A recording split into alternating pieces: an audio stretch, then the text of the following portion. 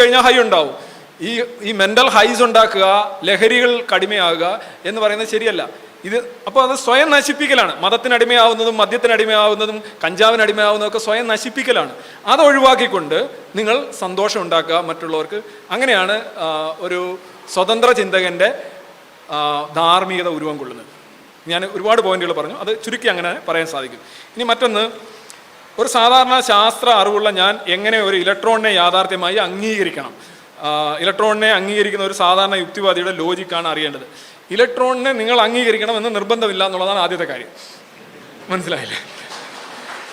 Electron നിങ്ങളുടെ അംഗീകാരം തേടി നിൽക്കുന്ന ഒരു സാധനമല്ല, അതൊരു യൂണിവേഴ്സൽ പാർട്ടിക്കിളാണ്. അത് നിങ്ങൾക്ക് പല രീതിയിൽ എൻ്റെ ഇൻഫറൻസ് കൊണ്ടുവരാൻ കഴിയും. നിങ്ങൾക്ക് ഇപ്പോൾ ഇലക്ട്രിസിറ്റി എന്ന് പറഞ്ഞാൽ ഫ്ലോ ഓഫ് ഇലക്ട്രോൺസ് എന്നുള്ള അർത്ഥത്തിലായാലും, ചാർജ് നിങ്ങളെ തന്നെ കണ്ടില്ലേ, ഈ ചൂടൊക്കെ എന്ന് പറഞ്ഞാൽ ഇലക്ട്രോൺ എക്സ്ചേഞ്ച് തന്നെയാണ്.